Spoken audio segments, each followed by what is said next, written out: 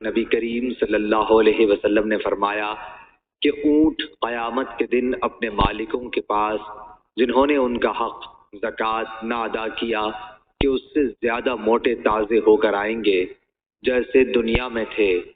اور انہیں اپنے کھروں سے روندیں گے۔ بکریاں بھی اپنے مالکوں کے پاس جنہوں نے ان کے حق نہیں دیے تھے پہلے سے زیادہ موٹی تازی ہو کر آئیں گی اور انہیں اپنے کھروں سے روندیں گی اور اپنے سینگوں سے ماریں گی۔ رسول اللہ صلی اللہ علیہ وسلم نے فرمایا کہ اس کا حق یہ بھی ہے کہ اسے پانی ہی پر یعنی جہاں وہ چراگاہ میں چر رہی ہوں دوہا جائے۔ آپ نے فرمایا کہ کوئی شخص قیامت کے دن اس طرح نہ آئے کہ وہ اپنی گردن پر ایک ایسی بکری اٹھائے ہوئے ہو جو چلا رہی ہو اور وہ مجھ سے کہے کہ اے محمد صلی اللہ علیہ وسلم مجھے عذاب سے بچائیے، میں اسے یہ جواب دوں کہ تیرے لیے میں کچھ نہیں کر سکتا، میرا کام پہنچانا تھا سو میں نے پہنچا دیا۔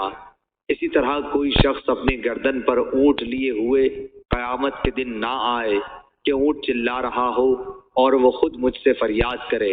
اے محمد صلی اللہ علیہ وسلم مجھے بچائیے، اور میں یہ جواب دے دوں کہ تیرے لیے میں کچھ نہیں کر سکتا، میں نے تجھ کو خدا کا حکم زکوٰۃ پہنچا دیا تھا۔ صحیح بخاری حدیث نمبر 1402۔